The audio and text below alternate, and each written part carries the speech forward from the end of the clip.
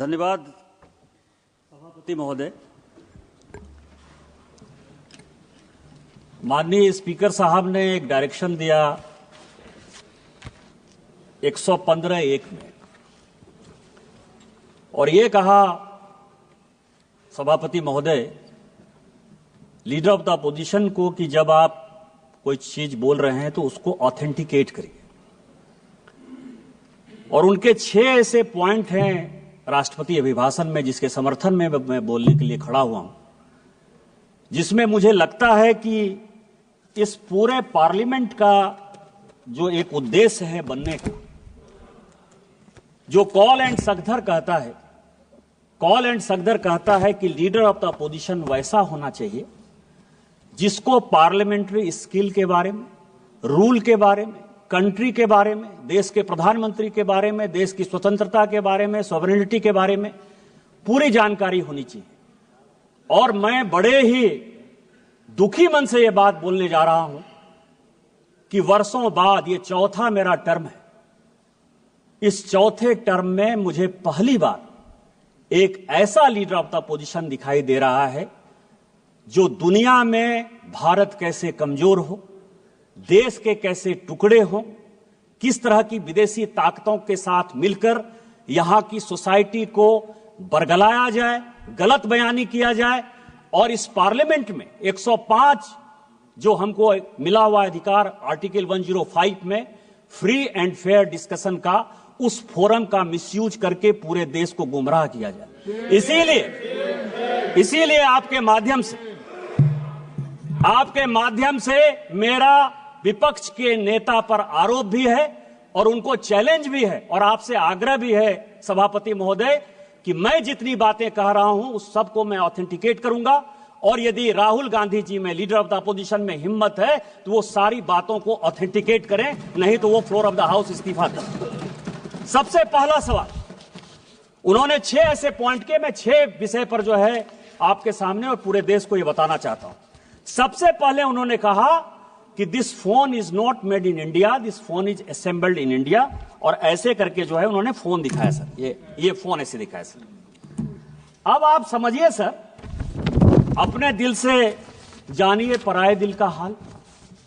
कांग्रेस ने इस देश को किस तरह से विदेशियों के हाथ गिरवी रख दिया, ये मैं कहानी बताना चाहता हूं। ये मैं पेपर लेकर आया हूं सभापति महोदय।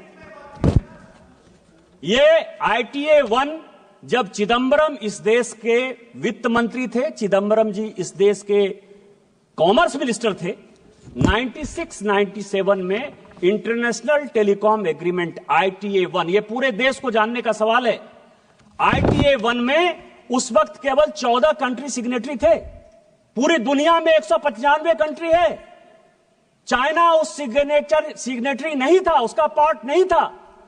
लेकिन इस देश को बेचने के लिए जो सॉफ्टवेयर, हार्डवेयर, इलेक्ट्रॉनिक्स, टॉयज, ये सब जो पूरी दुनिया में बनाते थे मैन्युफैक्चरर, यूरोपियन यूनियन के दबाव में इस सरकार ने और उस तत्कालीन वित्त मंत्री ने पैसे लेकर उस एग्रीमेंट को साइन कर लिया। और क्या साइन कर लिया ITA 1? कहा कि कोई भी कंपोनेंट आप लेकर आ जाओ, कोई भी कंपोनेंट हार्डवेयर का, इलेक्ट्रॉनिक का, टॉय का, कोई भी लेकर आ जाओ, 0% ड्यूटी लगेगी, 0% ड्यूटी। और जब आप वो एग्रीमेंट साइन कर लिए, धीरे धीरे करके सभी चीजों पर 0% ड्यूटी हो गई। टॉय पर हम नंबर 1 हुआ करते थे, खिलौने सभी चाइनीज आ गए। जो ये मोबाइल है, ये मोबाइल चाइनीज आ गया, इसके जो इक्विपमेंट है वो चाइनीज आ गए। आपने जब देश को बेच दिया, संजोग से ये पीयूष गोयल जी आ गए, कॉमर्स मिनिस्टर हैं, तो रोपा पेड़ बबूल का आम कहां से हो? आपने देश को बेच दिया, गिरवी रख दिया। 2014 के बाद जब इस देश में माननीय प्रधानमंत्री बने, उन्होंने कहा मेक इन इंडिया को आगे करेंगे, हमारे देश में मैन्युफैक्चरिंग सेक्टर आगे जाएगा। सारी टेलीकॉम कंपनियों को उन्होंने कहा आज तो असेंबलिंग हो रही है, और पीयूष गोयल जी मुझसे ज्यादा बोलेंगे कि 2015 में जब ITA 2 आया कि इसको साइन करना है, तो माननीय पीयूष गोयल जी ने जाकर, इस सरकार ने जाकर माननीय प्रधानमंत्री जी के आदेश पर ITA 2 का सदस्य आज तक हम नहीं बने, और यही कारण है कि हम आज इस मोबाइल के नंबर 1 मैन्युफैक्चरर हैं। आप ऑथेंटिकेट करो। आप AI की बात कर रहे हो, आप प्रधानमंत्री को मैन्युफैक्चरिंग समझा रहे हो, प्रोडक्शन समझा रहे हो, कंज्यूमर समझा रहे हो। आपने जो देश को गिरवी रखा, आपने जो देश को बेचा, यदि आपके पास प्रमाण है कि माननीय प्रधानमंत्री जी ने यहां के मैन्युफैक्चरिंग सेक्टर को नहीं बढ़ाया, चाइना को उन्होंने बैन नहीं किया, आज चाइना को कंपटीशन यदि हम नहीं दे रहे हैं, तो आप ऑथेंटिकेट करो, नहीं तो आप देश से माफी मांगो कि आपने माननीय प्रधानमंत्री जी के इमेज को खराब किया। दूसरा, बॉर्डर का सवाल है। फिर मैं कहूंगा सर, मैं कई एक किताब कोट करके आया, उन्होंने कहा बॉर्डर में चाइना जो है लेके चला गया। वैसे राजीव रंजन सिंह जी मुझे बहुत कह रहे थे कि चौकीदार वाला बात कहा और सुप्रीम कोर्ट के जजमेंट से जो है भाग गया। ऐसे ही भगौड़ा है, झूठ बोलने की आदत है, कभी झूठ बोल दिया और कहीं दबाव आ गया तो वापस चले जाते हैं। लेकिन इस देश के बॉर्डर और सैनिकों के लिए बहुत इंपॉर्टेंट बात है। क्या बात कहा उन्होंने सर, कि माननीय प्रधानमंत्री जी, जिनके पीछे वो तीसरी बार देश के प्रधानमंत्री बने, 140 करोड़ लोगों का जो विश्वास है वो माननीय प्रधानमंत्री पर है, इसीलिए तीसरी बार उनको प्रधानमंत्री बनाया। दुनिया के फोरम पर जब वो जाते हैं तो आज दुनिया में चाहे रूस यूक्रेन वार हो रहा हो, चाहे यूरोपियन यूनियन में परेशानी हो रही हो, चाहे इजराइल में परेशानी हो रही हो, फिलिस्तीन में परेशानी हो रही हो, पूरी दुनिया भारत की तरफ देखती है। लेकिन ये किसने पैदा किया? मैं लेकर आया हूं सर आचार्य कृपलानी। सभी को जानने वाला सवाल है, आचार्य कृपलानी कांग्रेस के बड़े नेता थे। उनकी वाइफ सुचेता कृपलानी जो है उत्तर प्रदेश की मुख्यमंत्री भी बनी। कांग्रेस पार्टी से आचार्य कृपलानी ने इस्तीफा क्यों दिया? यह देश को जानने वाला सवाल है। जब पंचशील के समझौते पर, हिंदी चीनी भाई भाई के नाम पर, जब नेहरू ने पंचशील एग्रीमेंट साइन करने का विचार किया तो आचार्य कृपलानी ने कांग्रेस में उनका विरोध किया। उन्होंने कहा आप देश को बेच रहे हो, आप तिब्बत को उसके साथ जाने के लिए मजबूर कर रहे हो, आप हमारे ऊपर एक दुश्मन को पैदा कर रहे हो और ये चलने वाला नहीं है, और एक दिन चाइना हमारे ऊपर अटैक करेगा। इस गांधी परिवार ने नेहरू जी के नेतृत्व में आचार्य कृपलानी को ही कांग्रेस से बाहर कर दिया। इतनी ही बात नहीं, जब इन्होंने ये बात कही कि प्रधानमंत्री जी कुछ बोलते हैं और जो आर्मी के चीफ हैं या सेना के जो जवान हैं वो अलग बात बोलते हैं, मैं कोट कर रहा हूं सर, उस वक्त के जो एयर मार्शल थे, फील्ड मार्शल थे रॉबर्ट्स, उसने कहा पंचशील के इस सिद्धांत के बाद चाइना हमारे ऊपर अटैक करेगा और हमारी आर्मी इतनी मजबूत नहीं है कि हम उसका मुकाबला कर पाए। जब यह स्टेटमेंट बाहर आया, इसी फ्लोर पर नेहरू जी ने कहा कि आर्मी के जो लोग हैं वो गलत बयानी कर रहे हैं, मुझे अपने देश पर भरोसा है और मेरे पास इतनी सेना की ताकत है कि हम किसी भी देश का मुकाबला कर सकते हैं, चाइना क्या बात है। यह मैं उनका स्टेटमेंट 1960 का इसी फ्लोर ऑफ द हाउस पर जो है उन्होंने दिया है, उसको मैं कोट कर रहा हूं।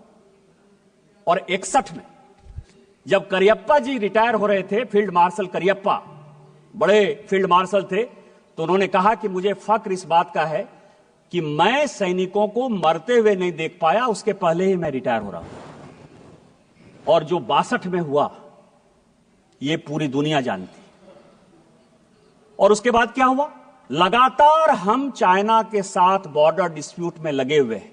और मैं एक पेपर लेकर आया हूं सर कि 1981 में राहुल गांधी जी की दादी इंदिरा गांधी जी ने एक एग्रीमेंट साइन किया, और उस एग्रीमेंट को साइन किया उस वक्त के चाइना के जो वित्त मंत्री थे, फॉरेन मिनिस्टर थे, आर्मी डिफेंस मिनिस्टर थे, हुआंग हुआ और इंदिरा गांधी के बीच में 1981 में समझौता हुआ। 1981 से लेकर 1987 तक जब इनके पिताजी भी बन गए इस देश के प्रधानमंत्री, 8 बार चाइना के साथ बायलैटरल हमने जमीन के लिए, बॉर्डर के लिए लगातार मीटिंग की, जो फेल हुआ। यदि चाइना ने नेहरू जी के समय जमीन नहीं लिया था तो इंदिरा गांधी ने वो कमेटी क्यों बनाई? राजीव गांधी ने वो कमेटी क्यों बनाई? 8 बार आपने उसकी 81 से लेकर 87 तक मीटिंग क्यों की? आप चाइना को पूरा का पूरा अक्साई चीन से लेकर पाकिस्तान जो आपने बनाया उस पर नहीं जाता। आपने सेना को घुसने दिया, आप लद्दाख तक पहुंच गए, आप अरुणाचल तक पहुंच गए, आपने तिब्बत को देकर हमारे माथे पर चाइना को बैठा दिया।